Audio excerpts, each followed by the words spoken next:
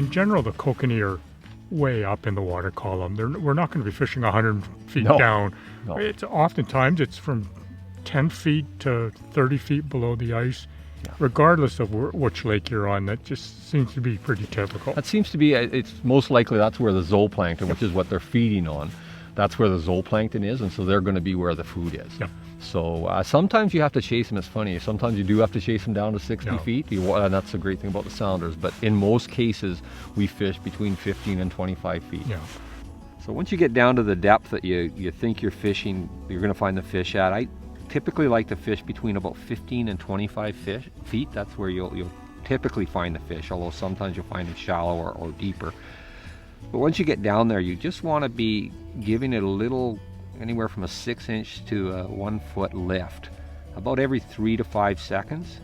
And what that does, it lifts that lure up, that attracting lure, it flutters down, and I believe it looks like kokanee feeding, and it'll bring kokanee in from a distance to go, hey, what's going on? And then once they come in and see the lure, they're excited, and then they see the bait down below it, and hopefully, particularly when you get a lot of fish in, you get the competition going, and typically you'll start to get the fish.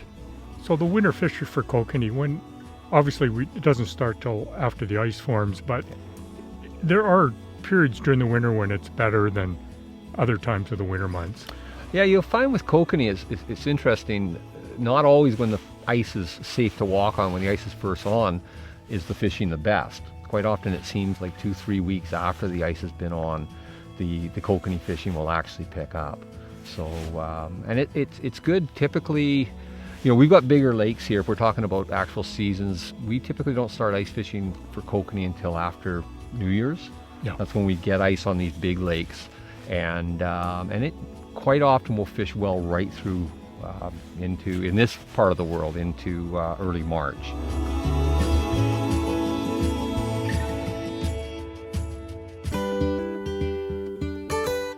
So Steve, we're standing on 145 feet of water.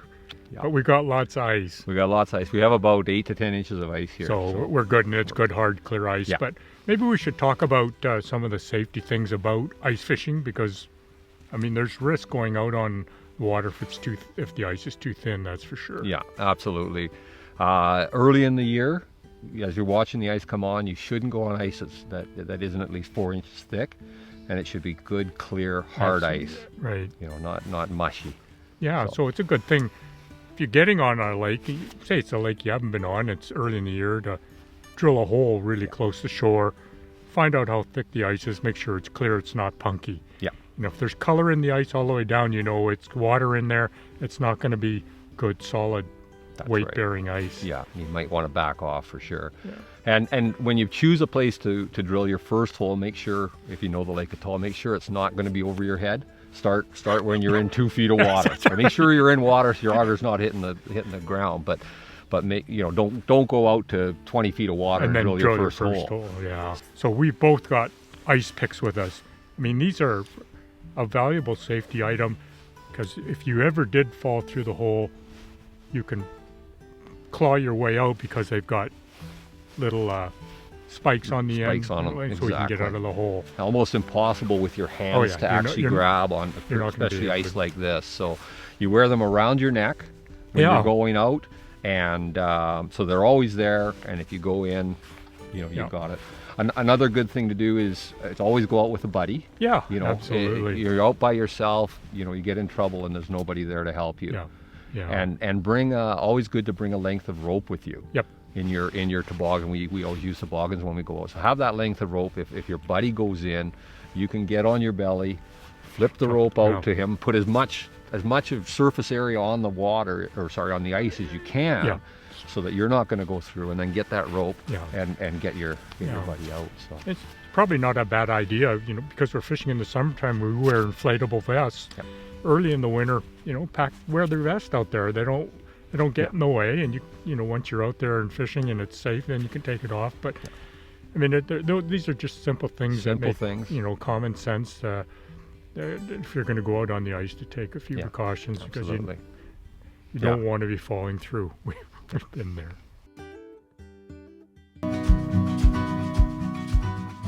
So lots of different types of augers out there, Steve, and you and I have done our share of hand augering. Yeah. You know, we're getting a little older. It's a lot easier with either a gas or an electric drill. So what do we got here? Well, here we've got kind of the top of the line Cadillac version. This is called an Ion. They're pricey. They're kind of $600 to $800. Battery operated, big heavy battery, lithium ion battery. Yeah, so you can get augers that have different widths to them. Yep. You can get the 6-inch, which is what we always used to fish with.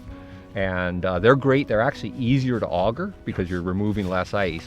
If you're going for bigger fish like big brookies or big rainbows, then you probably want to go to the 8-inch because the 8-inch just gives you the size of hole where you're not trying to squeeze a fish through it. Yeah. So I've always used an 8-inch for the last 15 years. It's almost become standard on anything powered 8-inch. Exactly. Yeah. So a hand auger is they're not expensive, and it's a good way to get started for ice fishing. So the old hand auger. Yeah. And then from there we've got drill. We've got the drill attachment, which drill we've got with us as well. So it's kind of intermediate price, and then gas augers, a little more expensive, and then these ones are even but a little I bit got to higher. admit, it's a quiet, and you can drill a lot of holes on a charge on a battery, and it's effortless. Yeah, and particularly when you're looking at 20 inches of ice, which we do get up here. Going through a hand auger, going through 6 inches of ice, no problem. 20 inches of ice, then you're struggling a bit more. You bet. So Brian, as you know, these blades are really sharp. Absolutely. They are razor sharp. Yeah. And really important as a safety issue, get the cover back on those blades. Somebody walking along scrapes their hand across here. A dog, particularly if you got dogs, somebody else's dog coming by, they run by, and you've got a big wound that needs stitches. So as soon as I finish, I throw the cover back on. Absolutely.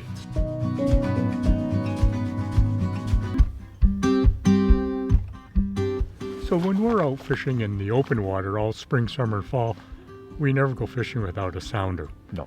And it's the same for ice fishing, whether we're fishing for brookies, rainbows, or kokanee. So why do we want a sounder in the wintertime? Well, the sounders that we use in the ice fishery is called a flash sounder. And what it does, instead of having the fish feeding going across, it actually gives you a ring. And that ring, as you can actually, one of the real advantages of it, you can see exactly where your flasher is, so you know what depth you're at. Exactly. Which is really important. The other thing it gives you is it shows you where the fish are. So you might be fishing at 20 feet and you'll see fish down at 30 or 40 feet, and you can immediately drop down to them and chase them. Yeah. The other advantage of the flasher is it actually tells you, it gives you different colors, and so you can see when there's fish there, they turn blue and green. With these flashers, you can actually see when the fish are right on your bait. It turns yellow and then red. And when you see that red, you know that a bite may be imminent. So you can see this is the lure lighting up here. It's picking it up. And when it goes red, particularly on the bottom, that's actually the jig, that's the bait. When that goes red, you know you've got a fish sitting right on there looking at it, and hopefully a bite is coming shortly after. So a really important thing for anglers to understand is that with the flasher units, it's instantaneous. It's live what you're seeing down there, versus a regular sounder. There's a delay, going up and down, but it's for kokanee fishing. It really is the better way flasher. to fish. Yeah.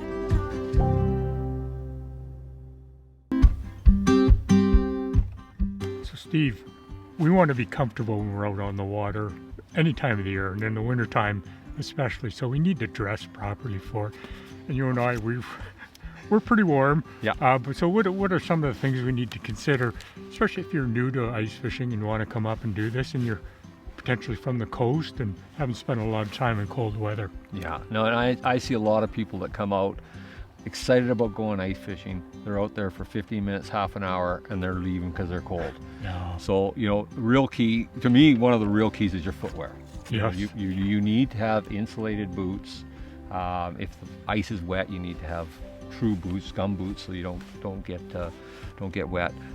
pants, you and I both have insulated pants. These particular pants are floater pants, so there's a safety factor as well. That if I do go in, I can float. I really like layers. I've got long johns on, I've got wool pants, and then I've got these insulated layered pants on. And same with the oversize. I've got like 7 different layers on here. Exactly. And I like layers, say, versus a real big coat, because a real big heavy coat, you get a little warm, you take it off, well, now you're getting cold. If you've got layers, you can take 1 or 2 layers off and then kind of fit whatever temperature that you're working with, because every day is different. Yeah, that's right. So, and we're carrying several pairs of gloves, mitts, gloves, because if you get wet, you're hooped, so you can't go with just 1 pair of gloves. And then I always carry these hot shots, these disposable ones that we can use to put in your pockets and warm your hands up. And slide them right into your gloves. Slide them inside. And then if you're fishing out of an ice tent, you can also bring a heater, a little propane heater, and that. But we got our toques dressed in layers, and we could even get fancy, have an electric heated vest, which we do. Vest on. So Brian, we're fishing outside right now. It's really a nice day, but you look around here. There's a lot of tents around. What are the advantages of having tents on the ice? Yeah, well, certainly when it's cold out and that wind's blowing, we'd have the tent up.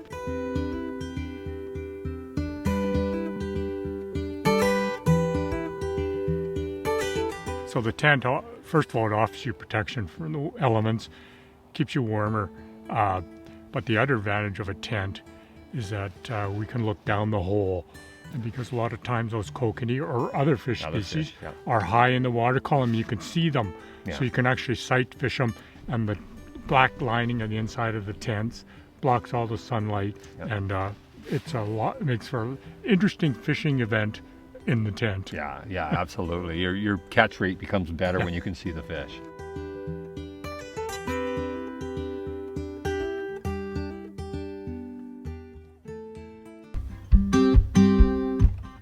So Steve, here we've got the ultimate collection of kokanee ice fishing baits. Why don't you go through them? Yeah, like we talked about, Brian, kokanee are like every fish. They're funny. One day they'll eat one day they'll eat the other. But we've got some dyed corn here with a bit of flavoring in it, some krill oil, and over here we've got a couple of very large mealworms, which we're working well today, actually. And then beside them is kind of this is the maggots. They are the go-to typically for kokanee. And then over here I've just got some krill, but those are pretty much the go-to when I'm fishing. This is them. And it's good to have a selection because those fish can be picky. Today, a couple of days ago, it was the corn. That's all they would touch. Today, it was the krill and the mealworms. And the big mealworms. Yeah. So Steve, let's quickly go over the terminal tackle, the spoons, the flashers that we need, and then our hooks, our lures that we're using. What do you like to use? Well, I personally, Brian, really like this big whitefish. So it's a Williams wobbler whitefish, and I think it really looks like a kokanee, and tends to bring them in from further away. Keeps them around. And then these are 2 UV flashers so it's a good combination when you're fishing with a partner, one to use something like that to bring them in, and then we can finesse them with the smaller. You catch all the fish. I think that's what you're saying. So no, and anytime you're fishing, it's always good to be doing something different. And until you figure out what's working. Yeah, it's no different than fly fishing. Exactly.